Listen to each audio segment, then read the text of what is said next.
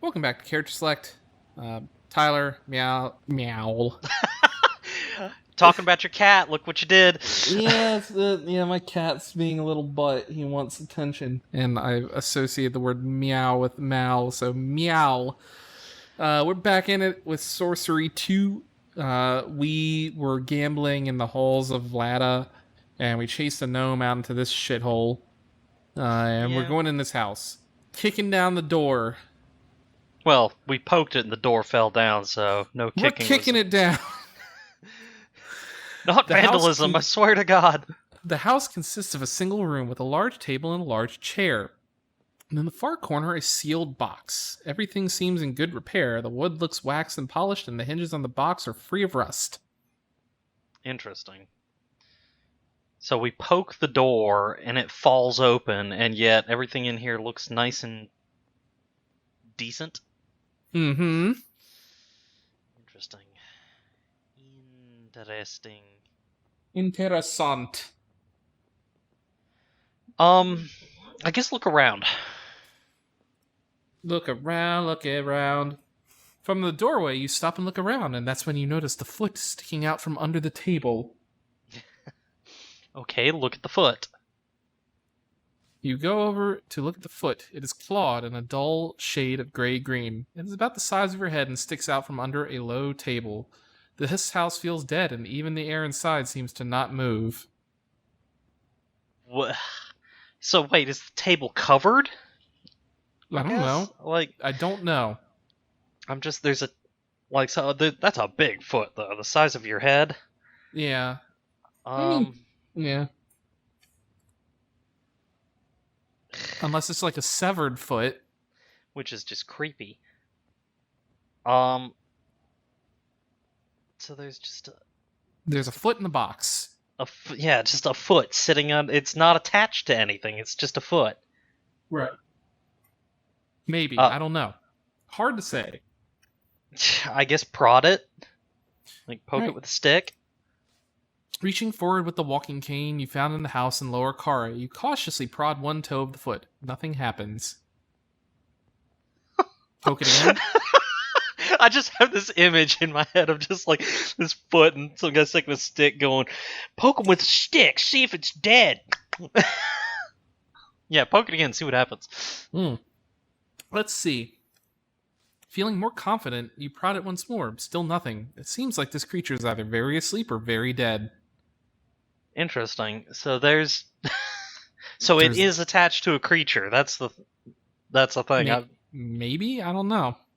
Hard to read. I know. So the person who wrote this could add some more details. That'd be great. Do you want the box?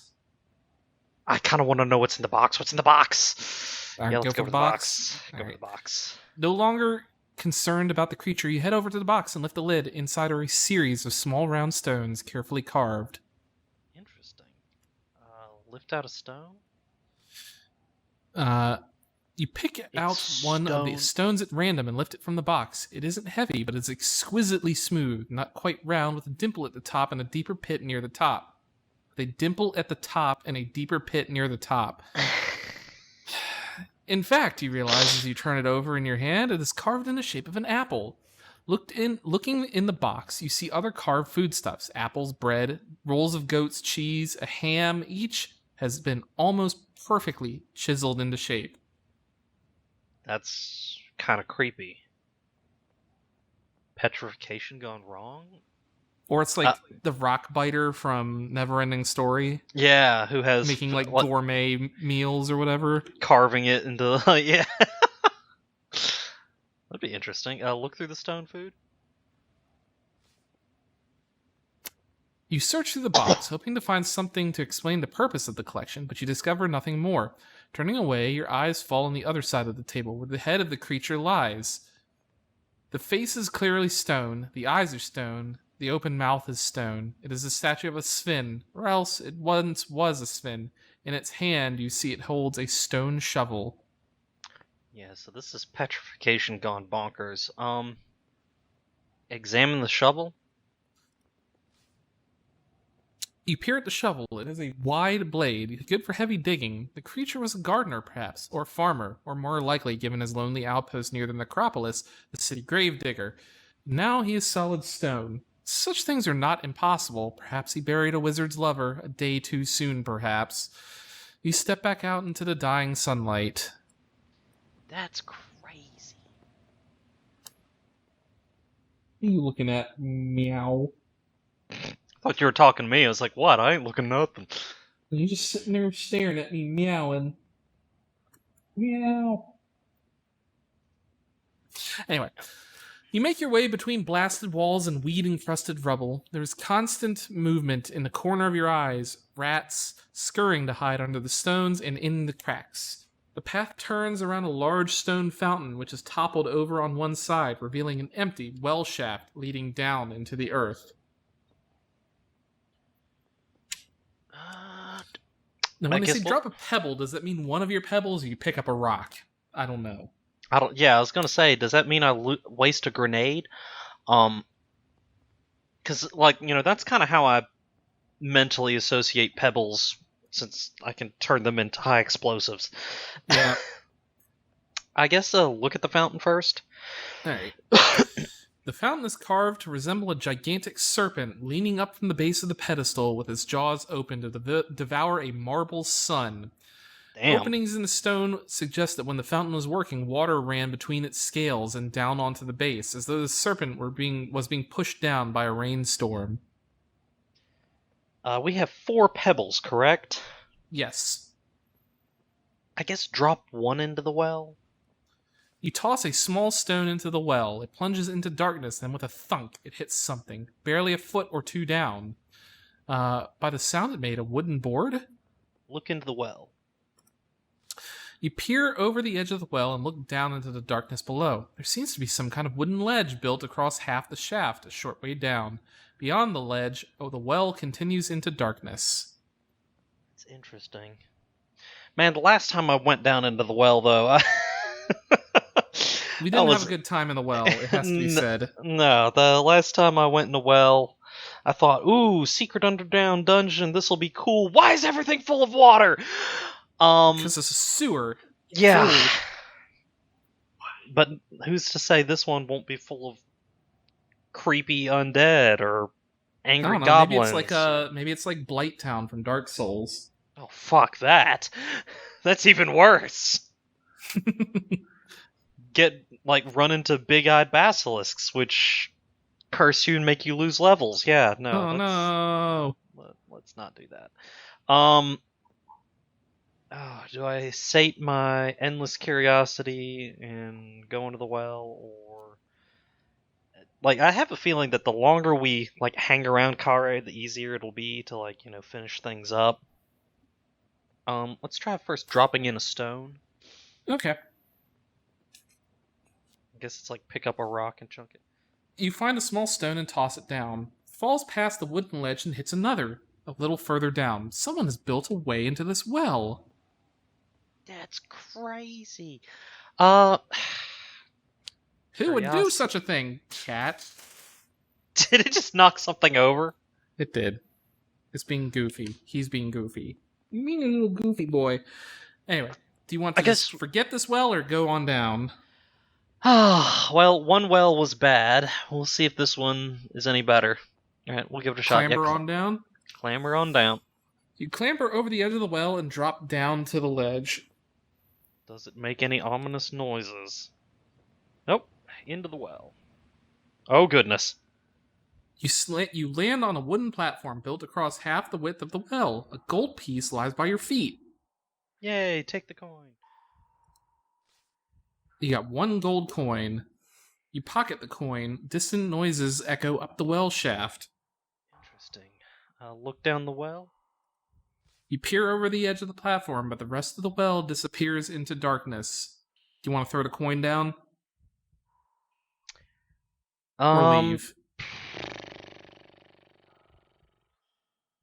By the way, I know we've got... How many things of blimberry juice do we have? I know they can be used as ration. I recall, it was 5.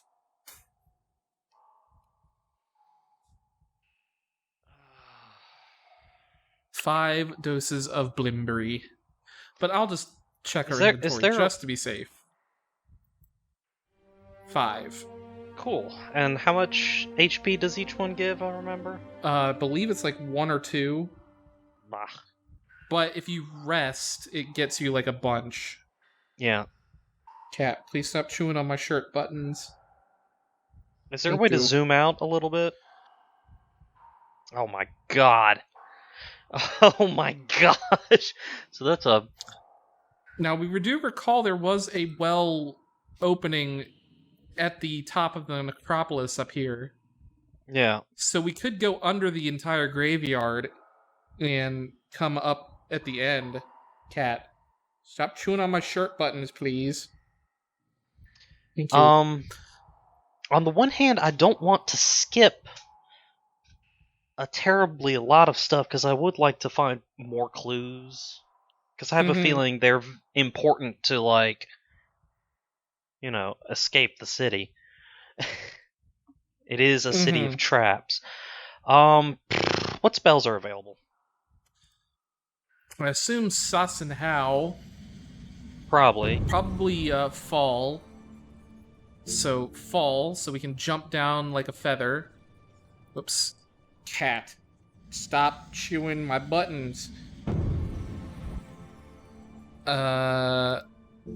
Big. Probably not a good place to cast that. Hot and How. And Probably Sus. And Sus, yep. So How is safe passage, Sus is sense danger. Fall is float. Is floatiness. Yep. Big is get big, which you're in a well shaft. Probably not a good place to do that. I mean, it would make it easy to like climb down, I suppose, if you're as big as the shaft. I suppose, or you could get stuck. Could get stuck. Oh goodness. I do kind of want to go over to the... If I climb down, I have a feeling we won't be able to go to the Briar stuff. And the Necropolis might offer more clues as well. We will... We'll climb back out. Yeah. Alright. There's no reason to risk your neck. You quickly haul yourself up from the well. We got a coin. That's fine.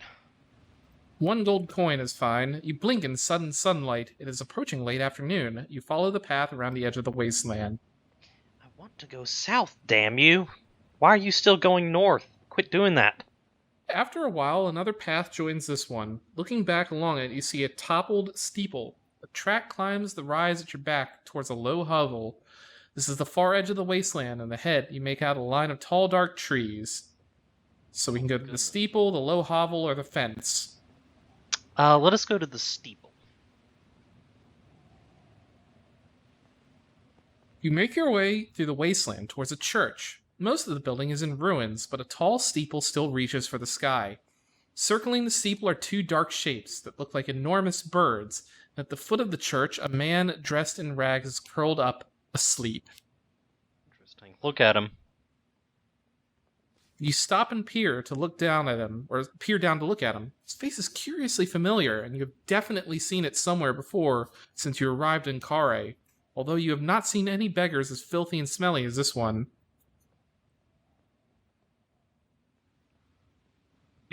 Since I arrived to Kare? So someone that somewhere before, after you have arrived in Kare. So while you have been in Kare, you have seen this guy's face. Interesting. I really hope it's not that red eyes fucker. Go ahead and wake him. I'd like to know who it is. You reach down and wake him gently. At first he doesn't respond, and you wonder if you are too late. But then he sits up sharply. "Who's there?" he demands. "I'm under attack! Attack!" He rubs his eyes and reaches out with dirty fingertips for your face. The hell? What are you doing out here? "Starving, mostly," he grumbles. "Avoiding people." He spits on the ground. "Please," he pleads, catching at your leg. A coin before you go. I've not eaten in 2 days. Give him a coin. You toss him a gold piece, which he catches with obvious joy, then stashes deep into his rags. Thank you, he declares effusively. Thank you from the bottom of my rotten soul. So grateful. His voice tails off. He looks upward as if he has heard something. His face falls. Oh no, he cries. Not again. Not again. Every time. What is the matter? You demand. Look, he replies, pointing upwards. You turn your attention scours to see the 2 dark shapes are hurtling downwards, beating wide, leathery wings. They are the creatures you saw flying around the steeple. God cursed harpies, he declares bitterly. They come for me every time. Every coin I get, every apple, every stinking crust of bread. They come and take it from me. What did I do to deserve such torment? The hell? Step in front of the beggar? You push the beggar and stare up Oh into my the sky. god! The harpies are screaming down towards him, ugly, dark-skinned creatures with sharp talons on their arms and legs coming to tear out what is left of his eyes. Cast a spell. See what we got available. Well, we should have... Maybe we have Pop? Maybe we have the Dupe? Granada! So we can... Hold on, I'm gonna type this because this clicking doesn't seem to work. We can cause stupidity. We can use a gold coin to make a shield, which we can't do. We can use Gob to summon a goblin, but we don't have teeth. We can summon a fireball. Oh god, that take takes half a lot of our remaining stamina. Whoop. And Yob, we can summon a giant, but we don't have the teeth. And blow them up. So we can either throw an explosion at them, or we can make them dumb. Stupid. Yeah. Oh, and also, we can make quicksand. They're flying. I don't think that will help. Yeah. I don't think the quicksand will be effective against them. So the choices are blow a stamina and make them stupid. Or use up one of your pebbles and blow them up. Granada! You want to pop them? Yeah, let's pop them with, Okay. throw a rock and, Alright, you cast your spell across a pebble and then lob it at the first harpy. A direct hit! You put a hole in the creature's wing and it turns about in distress. So I've only got 4 pebbles, though. 3 now. Yeah, 3 left. I was kind of hoping to do a one-shot with the grenade, but... 6 stamina... We can... I don't know, Alk, you think you can win it? We might be able to. Let's try one more pebble, and then we'll see if we can... if we need to attack still.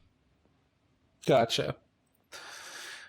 You enchant a second pebble and toss that one to the sky. It strikes the second harpy, again exploding on impact. The creature wheels up into the air, trying to beat out the flame on its wing, but the first is now on you. There is no more time for magic. Alright, so we're facing only one, but that's fine. Oh, holy shit, yeah. Do I want to go full or do I want to defend? So, wait. Alright, I win. Nope, I don't win. Damn it. I thought I had gotten away with it. Now I got away with it.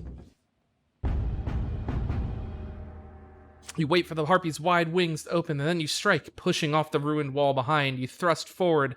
The harpy hits the ground. It is a huge creature, as big as a bear, but the savage light in his eyes has gone dark.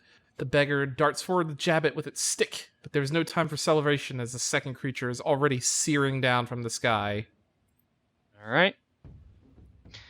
Good thing I popped both of them, because it only has 2 stamina each. Holy shit, Alk. I mean, if he attacks, I can kill him. There we go. Yeah. The second harpy swoops low, screaming out for blood. You chop into the air with your sword, and with the final turn through the air, the harpy barrels over, then tumbles, striking the side of the church. As it hits the ground, a wall collapses, and its creature is buried beneath a slide of masonry. The beggar cheers and begins to dance. The beggar creeps out from his hiding place and thanks you 2 or 3 times over. Tell me truthfully, who are you? You demand. Why are those harpies after you? The beggar looks at you, thinking hard, then shakes his head. If you do not know my name already, he says, then it is best forgotten.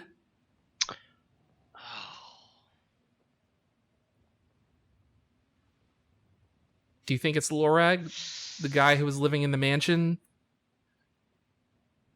Or do you think it's Santis? I can't remember who Santis was. I think he's one of the nobles of Kare. I'm pretty sure we could use... if we wanted, we can use Tell to read his mind. And it doesn't cost stamina either. Right. Let's try Tell. You put the skull cap on your head and cast the spell, then you reach into the beggar's mind and pluck his name like a flower from a garden. He is Theta, 7th noble of Kare. Interesting. You are Theta. Haven't met him. He tries to deny it, but his pause is too long to be believed. Finally, he sighs. I am, or I was, before I was destroyed. You have his badge, by the way. Yeah, isn't that the, or it's a noble badge, isn't it? Badge of the 7th noble. Yeah. Give him his badge back. Give him back his badge. Here, I have something of yours. You dig in your pack, while Theta waits, cocking his head and listening to the sound of you rummaging through your things. Finally, you produce the badge and place it into his hand. He smiles as he accepts it. Why, stranger, thank you, but... He feels over the surface, trying to work out the shape, then suddenly he drops it, as though it were scalding hot. It's not mine, he says hotly. Not anymore. I wish I'd never taken it in the first place. I won't take it again. He kicks at the badge and it skitters away into the debris of the fallen church. Talk to him. Lord Theta, I'd like to talk to you. He sighs. It's my name, I don't deny it. He replies, I'll talk to you. I'll talk to you happily. Ever since the blindness struck me down, I've been tormented by these demons, and now they are dead. You've saved me, or as much as I can be saved. Oh, you have his cane. That was his house. That was his house, yeah. Give him his walking cane. Here, I have something for you. You take his outstretched hand and place the walking cane into its grip. His fingers find its familiar shape, and he leans quickly onto it with a sigh. My old friend, he murmurs, you saw me through the worst times when my eyes were failing. I hardly need it now, of course. To demonstrate, he spins around on the spot, gets his legs into a tangle, and sits sharply down, laughing. Well, thank you, stranger. You're indeed kind. The beggar shivers against a sudden breath of cold. The afternoon is waning. Evening is approaching already. Days are growing shorter, Theta remarks. It's like that here, near the backlands. What happened to your eyes? You take a moment to show some sympathy. What happened to your eyes? A black eye curse, and I know who cursed me. Sansis. Once he was a good ruler, fair and honest. He ruled Kare like a kind father looking after a cherished daughter. Nothing was too much effort, but he began to fear his other counselors. He thought we were plotting against him, ready to overthrow him. Go on. You can see he is shaking at the very act of remembering. You gesture for him to continue. Go on. The beggar whispers, he began to take actions against us. First moving the portal traps around without telling us. Then later, people started to disappear. Shinva first. He was cursed to a living death. Then Molas, equally cursed to a dying life. And then me. Begins to weep once more. The beggar makes a coughing sound. I'm starving, he whispers. So hungry. But you have no food you could offer him. Have no food you could offer him. Yeah. Tell me your spell line for the gate. Happily, he says. I'm glad to be rid of it. It was... Oh no. My memory is not as good as it was. Let me see. It was... He racks Wait. his brains, thinking for all he is worth. You wait patiently for him to remember. Do it, he exclaims. It's by Korga's grace and something's pride. Oh, but I can't remember what the something was. Try to remember the rest of the line. He shakes his head. It's gone, I fear. It's gone, like my sight. It was the name of a god, one of the old gods, the god of pride, no less. Maybe you can find out elsewhere. You could ask Korga, the god of grace, for his help. The god lives in a temple that way. He waves roughly northwards. Tell me about Korga. You ask. How can he help me? Korga sees all and knows all. Suddenly the beggar grips your wrist and squeezes. But you risk your life if you talk to him. Remember, please, the left eye. That's how you start. The left eye. I guess we leave him. You thank the beggar once more for his help, incomplete as it was. And then you look to the track ahead and take your leave of him. You return back along the path to the junction. You have found 5 new clues, and the other clues have been updated. All right, let's take a look at them. We have the 7th noble. Come on. Lord Shinva is dead. His spirit is still in the necropolis. Molas is a living corpse. What the hell? He torments citizens of Kare? By Korga's grace and someone's pride. The god Korga may be able to help your search. His ritual includes his 3 eyes, the left eye, right eye, and the 3rd eye in his forehead. Portal traps? Kare is protected by a series of portal traps. Check the scratched poem. Korga's grace, blah blah blah. 1 lock deep inside I bid you. Huh. Interesting. So we just have Edge of the Wasteland. I wonder if it's... We can go back into the hovel. Yeah, let's take a look, see what we can find there. If there's anything to loot. You climb the rise towards the hovel. It's merely a tent, pitched in the clearing. Guy ropes? Or is it guide? I don't know. Held down by rubble. Listen at the door. You stand and hold your breath, but you hear nothing from inside. Perhaps it is unoccupied. Certainly, it can't contain much. Go in. You step into the shade of the tiny hovel. Your eyes widen. Shit. The room is lined floor to ceiling with trinkets, knickknacks, bric-a-brac, and other miscellaneous stuff. Some is piled up on the shelves, some hangs from the ceilings, even more leans against the walls. There are weapons, pottery, jewelry, domestic objects, magical items, and so on. Sitting cross-legged on the floor in the midst of all this mess is a small bearded gnome who rubs his hands and greets you as you come in. So there's the gnome I was looking for. Greetings, gnome. Greetings, the gnome answers enthusiastically. He pats the ground beside him. Let's see if we can do a little buttering. As you can probably tell, I have no interest in money. The gnome gestures around his little room. There's clearly a lot to choose from, but the items which stand out are a bamboo flute, a pot of beeswax, a bag of goblin's teeth, and a compass, whose needle quivers in a direction which is close to, but not actually north. What would you like? The gnome asks. Interesting. So what were the spells? I know the teeth summons goblins. We've got some Makes your beeswax. sword sharp. Yeah, we've got some of that. Compass is not used in any spells. The bamboo flute is used for jig, which makes people dance.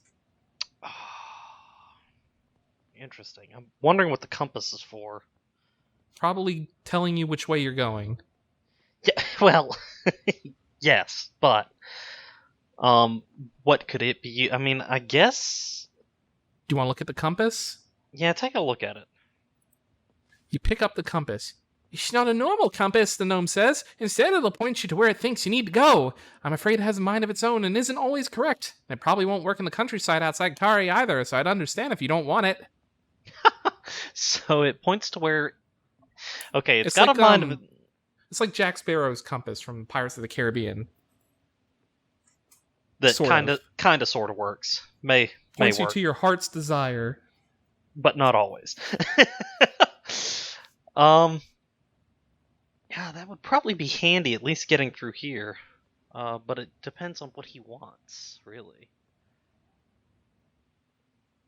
Yeah, let's see what he wants for the compass. All right. Sounds intriguing. You reply, not putting the compass down. Anything else? We're gonna have to trade him items, so Yeah, what items do we have, though, is the question. Check, what we've got in terms of... we got the compass. We got 4 gambling chips, which I don't think he wants. We have a sword, a handful of berries, 2 things of beeswax, cloth skull cap, pouch sand, nose plugs, 2 pebbles, and 5 doses of blimberry juice. Maybe we can trade him individual doses of blimberry. Maybe. Yeah, if we can do that, then yeah, I'll get the flute and the compass. All right. For a moment, you seem to see something move in the corner of your eye. You pick up the pipe and play a quick and merry tune. The gnome smiles. That's 2 items so far, the gnome remarks, counting on his fingertips. All right, yeah, no, I don't want to get greedy here, because especially with something in the eye, something's not quite right. All right, that's enough. That's enough. You say, standing back. All done? The gnome answers. Very good. I've counted that you've taken 2 things, so that means I've taken the same number of things from you. I'm very quick. You probably didn't even notice me doing it. Good day. Oh, the gnome gestures towards the door for you to leave. I wonder what he took. What did you take? Well, I really have no idea. I'm a kleptomaniac, as it should be fairly obvious, and what's more, I couldn't see into your pack when I was taking it, could I? But I'm very fair, and I took exactly the right amount of things, so we're all square. Yeah, and of course, oh shit, I hope he didn't take something important. Well, let's see. That's not missing. Am I missing all my weaponry? No, I'm not. Maybe it won't It happen won't until we're done. Yeah. I guess we can see what he takes. So you just accept the deal and leave? Yeah. The very least want the compass. So All let's right. see what he took. Let's go to the edge of the wasteland. You've returned to the far edge of the wasteland. Ahead, the sun is almost gone and the trees glow with color. The needle on the compass is quivering. Check it. You glance down at the compass. It's pointing firmly towards the iron fence and the heavy trees. All right. All right. What did he take? Again, nothing. Nothing out of there. Check the treasures. Nothing out of there. Nothing out of there. Nothing out of there. Keys? He took your berries. Oh, there's no rations left? Yeah, he took one of your things of berries. And then, what else did he take? Was there something we're missing out of here? We have the cap, we have the sand, we have the nose plugs, the mirror. Huh, check the keys? Maybe he took a key. No, because we only had the copper key before we left. It must have taken...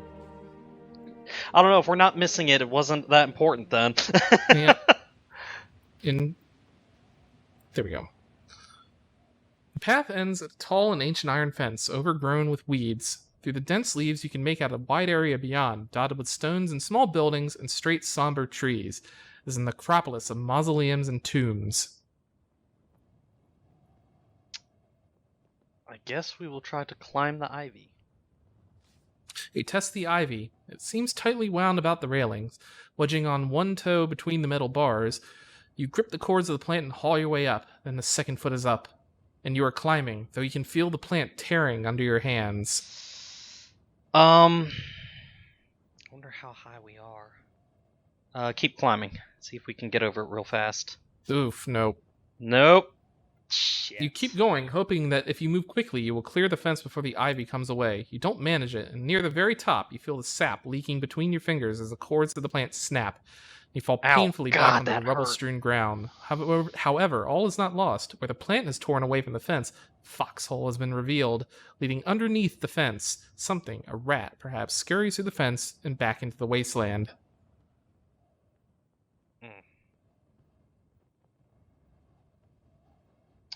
That is really low HP. Yep. I guess we'll try to climb into the hole. You kneel down and wriggle your way into the foxhole. It is so narrow that you have to keep your arms out in front of you and drag your pack along behind, but thankfully it is short, coming up on the other side of the fence less than 2 strides away. You pull yourself up from the hole in the ground into a graveyard, and we will explore the necropolis next time on Character Select.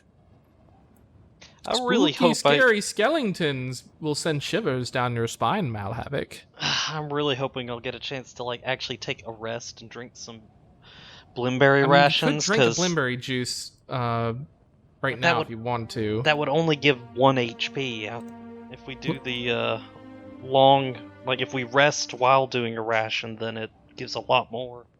Yeah, well, we'll figure that out next time. So thank you all very much for watching. Click that like button down below if you want to. Subscribe, ding that bell. Check us out on Patreon, Discord, etc. All the buzzwords, etc.